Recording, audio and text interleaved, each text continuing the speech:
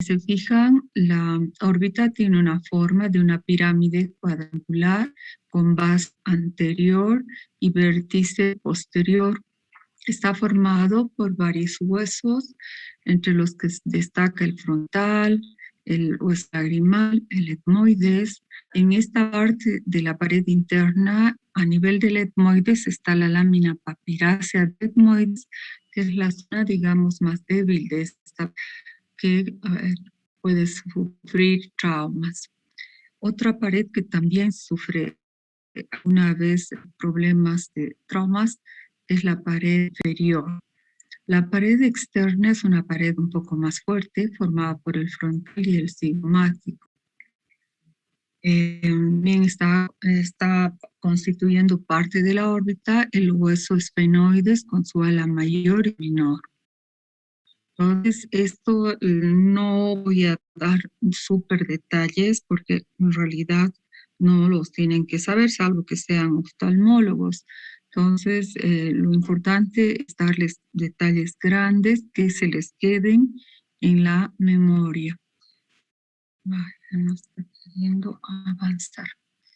Dentro de la órbita ingresan elementos tanto nerviosos, vasculares.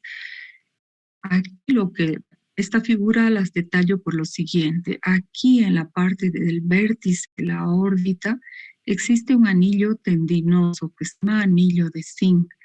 En esta parte se insertan la mayoría de los músculos, a excepción del músculo oblicuo inferior. ¿Ya? Entonces, todos tienen la inserción posterior común prácticamente en ese anillo tendinoso. Ahora, dentro de lo que es el contenido orbitario, no solo está el globo ocular, existen músculos, aquí ya los vemos en su integridad, está el nervio óptico, existen fibras del simpático, del parasimpático, y todo este contenido orbitario está acolchado prácticamente por la grasa tanto retroorbitaria y también por delante, entonces que le sirve como un colchón, ¿ya? Están los cuatro rectos, está el oblicuo mayor, el oblicuo menor. Esto es un recuerdo nada más de lo que es anatomía.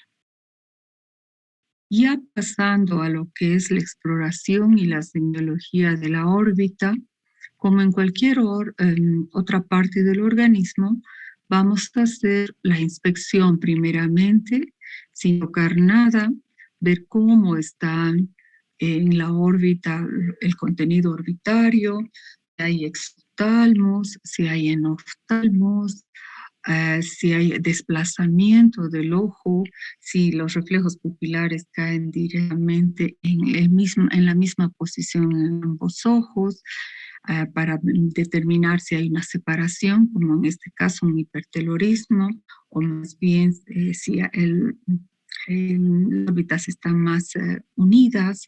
Entonces, simplemente la inspección para ver qué cosas vamos a encontrar. Si hay, por ejemplo, un exoftalmos, hay que ver si es de un solo ojo, de los dos ojos, si el ojo se está si hay un desplazamiento del ojo arriba, abajo, así allá la consistencia, recién ahí tocamos el ojo. Preguntas sobre el tiempo que ha tenido este exoftalmos, por ejemplo, y si va asociado o no a síntomas extraoculares, por ejemplo, para sospechar una patología endocrina que después vamos a ir tocando ya en lo que es patología. A la palpación se debe palpar todo el reborde óseo de la órbita y si la más notoria en la parte inferior, si tocan ustedes el reborde orbitario inferior, en la unión del tercio interno con los dos tercios externos, van a encontrar como una pequeña muesquita si se tocan. Por ahí está yendo el nervio infraorbitario.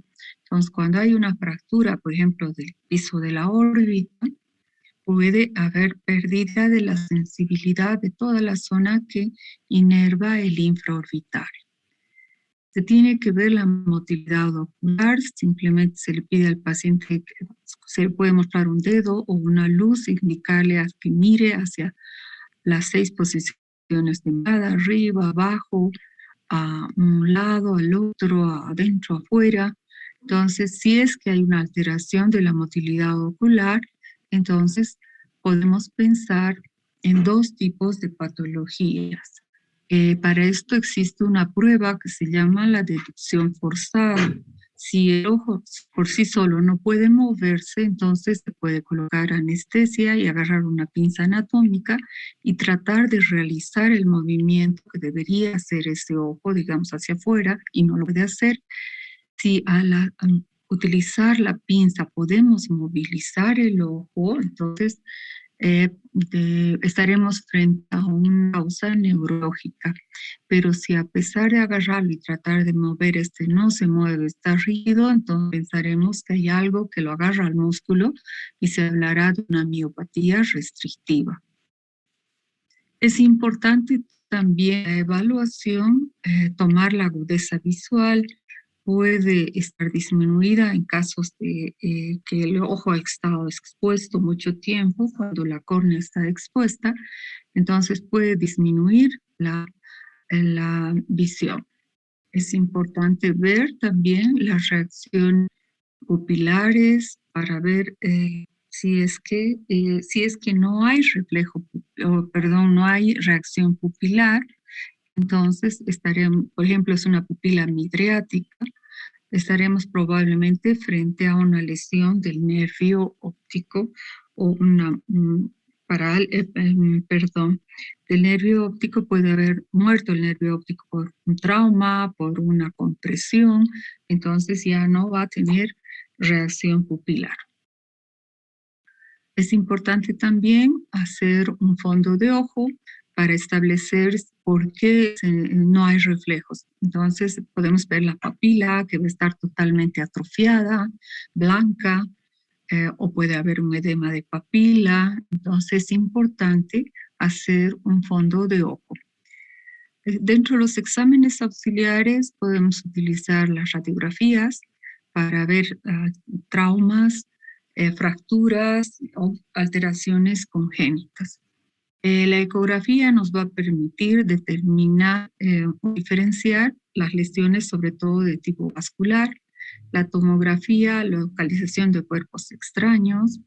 La resonancia también nos permite diferenciar tejidos blandos, hemorragia, pero no se debe hacer resonancia ante la sospecha de un cuerpo extraño metálico, por ejemplo. Ya pasando a lo que es la patología orbitaria, vamos a encontrar síndromes malformativos, como por ejemplo puede ser en los que hay alteración en el desarrollo óseo de la órbita, como en el síndrome de Crusoe, donde hay un cierre temprano de las suturas craneales y aparentemente parecería que el ojo es más grande, pero en realidad es que la órbita se ha cerrado muy antes y el ojo puede tener características normales, pero parece que tuvieron una gran proptosis. También se cierran las suturas de la mandíbula y parece que tuvieron una mandíbula mucho más pequeña. Otro síndrome también en el cual hay alteración del desarrollo óseo, el síndrome de Apert, el síndrome de Goldenhar, en el cual hay apéndices preaviculares, puede haber alteraciones cardíacas, alteraciones a nivel de la columna vertebral. Entonces, generalmente estas alteraciones o síndromes malformativos se presentan, digamos, en diferentes órganos porque tienen el mismo tiempo de desarrollo embriológico. Entonces, por eso pueden coincidir varias alteraciones. Ya dentro de lo que es la patología vascular, existen 2 entidades muy frecuentes, que es la fístula carótido cavernosa, que puede ser de causa traumática, en la cual va a haber una gran quimosis. La quimosis, les recuerdo, si no les han dicho en historia clínica y exploración en oftalmología, que no es más que el edema de la conjuntiva. Si se fijan, está como inflado como un globo, a diferencia de este que es más plano. Entonces hay una gran quimosis, puede haber incluso dilatación de los vasos conjuntivales y de los vasos epiesclerales. En este caso, pues se oblitea la fístula mediante radiología intervencionista, dependiendo del grado de compromiso que exista, ¿no? Hay fístulas carótido-cavernosas directas y fístulas indirectas. Las carótido-cavernosas es directamente de la carótida hacia el seno cavernoso. Las indirectas son en los ramos dependientes de la carótida. Otra patología de tipo vascular son las varices orbitarias. Como en toda parte del organismo, las varices no son más que dilataciones venosas que pueden ser de origen congénito y generalmente son unilaterales. El tratamiento es de tipo quirúrgico. Ahora, dentro de la patología inflamatoria, tenemos patología inflamatoria e infecciosa. Esta es la que les detallo más para hacer una diferenciación clínica entre lo que es la celulitis preseptal, que es por delante del septum orbitario, a diferencia de la celulitis orbitaria, en la cual la infección está por detrás del septum orbitario. Clínicamente hay que hacer mucha diferencia, quiero que se graben la diferencia. En la preseptal, si bien puede haber edema en el ojo, cuando ustedes lo tratan de destapar, se va a movilizar, el paciente va a estar tranquilo a pesar de tener un edema marcado, lo que no ocurre en la celulitis orbitaria. En la celulitis orbitaria hay incluso fiebre, alto compromiso del estado general. Si ustedes van a querer abrir este ojo y tratar de que se mueva, no lo va a poder hacer porque el movimiento le va a provocar dolor. Y para que no le duela, pues evita moverlo el ojo, ¿ya? Entonces es importante hacer esta diferenciación clínica también para el tratamiento, porque en la celulitis preseptal el tratamiento es tópico y puede ser también por vía oral, acompañando al tópico. En cambio, en la celulitis orbitaria, el tratamiento es hospitalario, tiene que ser con terapia intravenosa. Entonces, es importante establecer frente a qué tipo de celulitis estamos. Además, la celulitis orbitaria tiene una aplicación muy severa. Puede provocar trombosis del seno cavernoso, puede haber abscesos cerebrales. El riesgo es la muerte. Si es que no han hecho un diagnóstico clínico adecuado, entonces pueden estar mandándolo a su casa a un niño que debería estar internado. Otra patología es el pseudotumor orbitario. Como su nombre lo dice, es un tumor, tiene la apariencia de un tumor, pero no es un tumor. Es solamente un proceso inflamatorio muy severo. Como ven aquí a la tomografía, hay un gran proceso inflamatorio, no existe masa, no existe nada que lo esté empujando más que el proceso inflamatorio. Y generalmente cuando se hace tratamiento, generalmente con corticoides, el ojo vuelve a la normalidad. Aquí lo ven, está dilatado. Probablemente le han puesto alguna gota midriática para ver el fondo de ojo, pero se comporta como un tumor, pero no es un tumor. Habitualmente es unilateral, aunque también pueden existir casos bilaterales, pero muy infrecuentes, ¿sí? Ahora, dentro de lo que es la patología endocrina, el cuadro más llamativo y más frecuente es la oftalmopatía tiroidea, que se asocia con una frecuencia a la enfermedad de Graves. El sexo femenino es el más comprometido, con una relación de 8:1 en relación a varones. La edad de presentación está entre los 30 y 50 años y su origen está en una alteración autoinmune a través de una inmunoglobulina que va a infiltrar generalmente los músculos de la órbita. Tiene dos etapas, una etapa congestiva y otra de fibrosis no congestiva. En la etapa congestiva hay un gran edema de párpados, bilateral generalmente. Esta retracción impide que se cierre adecuadamente y se cubra el ojo. Entonces hay una gran congestión, existe una retracción de los párpados, tanto superior como inferior. Puede haber quimosis, edema palpebral y en algunos casos por encima del limbo puede haber una queratoconjuntivitis límbica superior.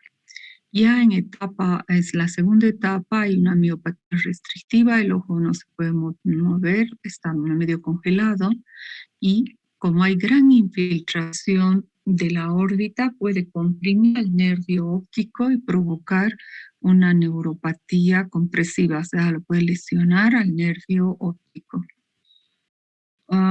Existe generalmente el tratamiento, a veces hoy día van a ver, justo creo que van a tocar en la presentación de caso clínico, van a presentar una oftalmopatía tiroidea. Entonces, ya van a desmenuzar más características tiene esta patología.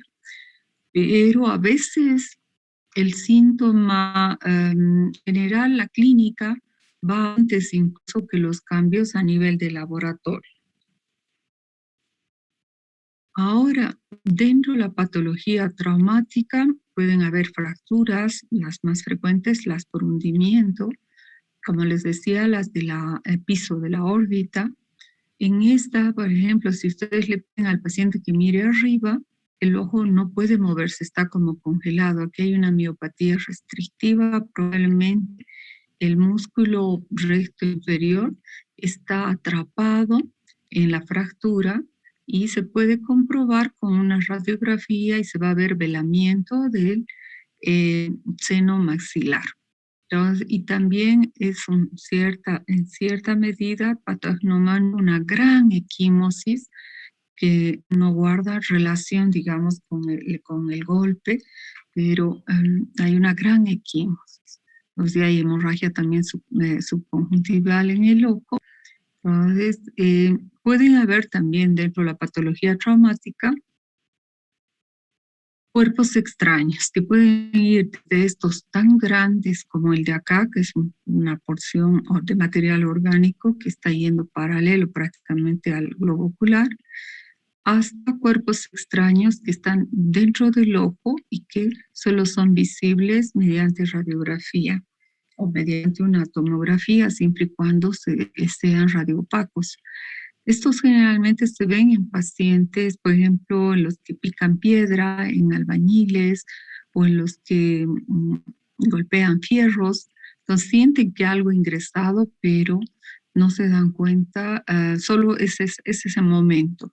Y después empieza a poner rojo, inflamar bastante el ojo y se puede encontrar estos cuerpos extraños dentro del globo ocular.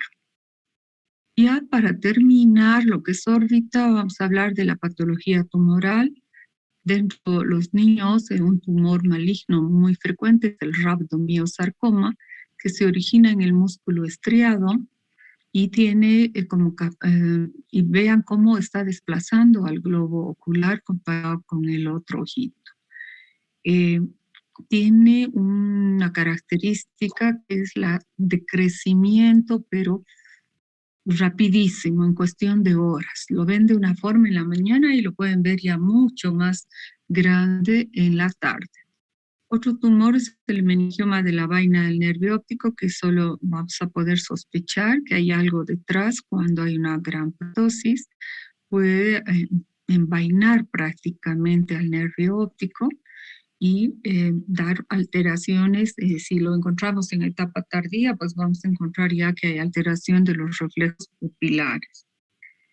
Otro tumor también de la órbita es el glioma del nervio óptico, que igual desplaza el globo ocular y lo comprime al nervio óptico. También tenemos tumores de tipo vascular, como los hemangiomas, que son benignos y que son más frecuentes en la infancia. Pueden haber hemangiomas de tipo cavernoso cuando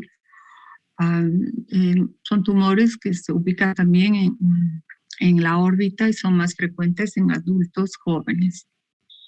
Pueden también llegar a la órbita tumores que dan metástasis, como por ejemplo en niños el neuroblastoma abdominal puede dar metástasis al ojo. En pacientes adultos varones puede ir desde el pulmón y en pacientes mujeres puede ir metástasis de CA de mama. Entonces, esa es la clase que teníamos hoy, chicos. No sé si han podido leer algo de este tema o no han leído, o qué no ha quedado claro. Tenemos todavía, creo, un tiempo para preguntas.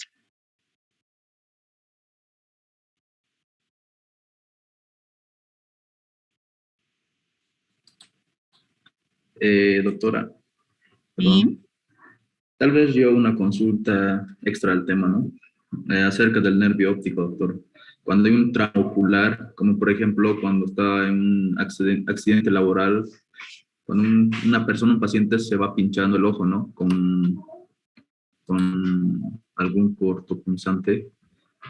Esto Sí. pasó allá en el trópico. Un amigo mío, al Ya, inclinarse, pues, estaba sin anteojos y no vio el fierro que estaba apuntando justo hacia arriba y pues se y pinchó el se, ojo, ¿no? Y ya, perdió el ojo, perdió la vista, ¿no? Entonces, eso fue ya hace más de 15 años atrás, doctora. ya. Y él me pregunta, ¿no? Porque él sabe que yo estoy estudiando medicina y pues me pregunta que si se puede hacer algo en esa situación o qué podemos hacer si es que se puede hacer esas cosas, doctora. Pero se supone que si ha pasado 15 años y ha ingresado a un cuerpo extraño, eh, uno, hay que ver si tiene percepción luz por lo menos, porque muchas veces se produce una catarata y ahí se imita, pero si ha ingresado más, ha habido un proceso infeccioso, se lo ha comido, digamos, al ojo, o el ojo, a veces son heridas perforantes pequeñitas, ¿no? Como un alfiler, digamos, pero si es un cuerpo extraño, metálico, infectado, que no está limpio, entonces generalmente ese ojo se va como una uva, se va convirtiendo como en una pasa. Habría que ver si tiene oftalmos, no tiene oftalmos, si tiene percepción luz. Depende mucho del tipo de trauma, pero por lo que me cuentas, si es un cuerpo extraño muy grande que ha lesionado las estructuras, probablemente ya nada que hacer. Si No, por lo menos, a ver, dime tú, sí, ¿qué más tiene? eh, no, ya no tiene el ojo prácticamente, doctora. Ah, no, nada Es que ver entonces, nada que ver. directamente, Es un ojo de no, ya vidrio que no, está ocupando la cavidad orbitaria, ya le doctora. han puesto una prótesis, le han sacado el Exacto, ojo y le han puesto una prótesis. exacto, doctora.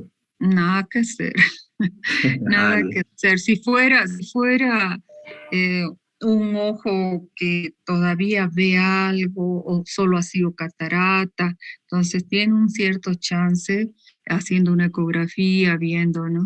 Ahora se está haciendo, hay unas técnicas en las cuales, por decir, los dos ojos tienen el problema, están intentando hacer ojos biónicos, pero tiene que haber alguna opción, por lo menos, para que se pueda llevar la información hacia el cerebro, ¿no? Que es la que mantiene. Imagínate cuántos cablecitos tiene el nervio óptico si te pones a pensar, filamentos de fibras nerviosas. Entonces, muy, muy difícil. Eso, y desde hace mucho tiempo. Entonces, no, si tiene prótesis, nada, lo más correcto si es que ya su prótesis está mal, cambiarle la prótesis, tratar de que sea una más estética, pero ya visualmente nada que ver, ya cuando existen esos traumas, generalmente se hace evisceraciones o enucleaciones. En la evisceración, por ejemplo, se mantienen los músculos, ¿no? Entonces queda como un muñón sobre el cual se pone el ojito de vidrio y se desplaza igual que el otro ojo, pero nada más, ¿no? Entonces ya no, no, difícil, difícil, Sí, solamente estético. sí, doctora, no, yo también es lo mismo que pensé, no si es, también debe estar disecado, no se puede hacer mucho en esa situación, doctora. No, definitivamente nada que hacer ya, ya, Sí, doctora. solamente ya. Sí, doctora. Muy bien, entonces en un ratito más voy a ir llamando en desorden. Vamos a evaluar más o menos qué es, si han podido leer algo, pero todos los temas se tienen que leer. Ahora que están todos, el jueves y el viernes tienen tema conmigo. El jueves yo voy a presentarles el tema de cristalino, pero el del viernes, miren que les estoy diciendo con 4 días de anticipación, 5 los 4, tienen el tema de uveitis y sistema lagrimal. Entonces se dividen y lo van a exponer, pero tienen que ser lo más resumido posible para que, es como quien dice, resumir, evaluar qué cosas son importantes, no todo lo que dice el libro lo van a, como quien dice, repetir. Entonces traten, les estoy dando con tiempo. Entonces el jueves, los jueves yo tengo un poco el inconveniente de que no dispongo de la computadora o de la laptop. A las 7 va a ser el jueves, por favor, ¿ya? Entonces yo les voy llamando en un ratito más con videollamada en diferente orden. Quedamos de esa manera, chicos. Hasta más luego. Sí, dime, dime.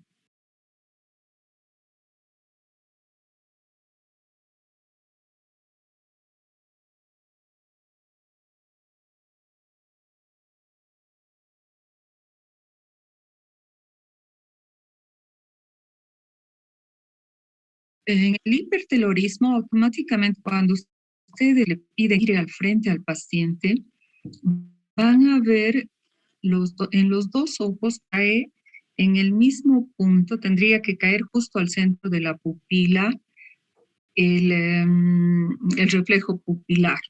Entonces, si cae un poco más fuera, hablamos de un hipertelorismo, pero tiene que caer en los dos en la misma posición. Y cuando ustedes, va a ser como una abertura directamente, no van a estar van a estar simétricos, pero más separadas las órbitas. Automáticamente su eje anatómico no guarda relación con su eje visual. Entonces está más separado. Ese es el hipertelorismo.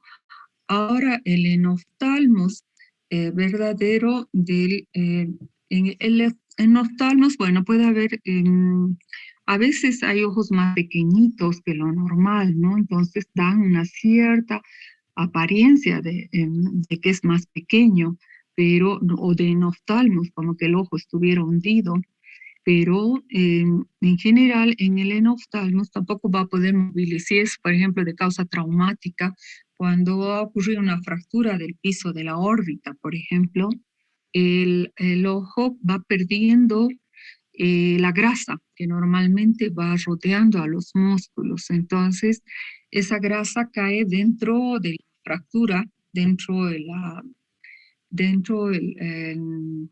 ay, les he dicho ahorita, el seno maxilar. Entonces, si lo dejan y no han reparado la fractura, ese ojo va perdiendo esa grasa, entonces va a parecer más pequeño que el otro, ¿no? Pero va a poder ver, ah, ah, Si es traumático es más fácil decir, ah, sí, es un oftalmos por trauma, pero también puede ser un paciente deshidratado, por ejemplo, va a haber el antecedente y los dos ojos van a estar como hundidos. Entonces, es más experiencia que otra cosa, ¿no? No, de qué.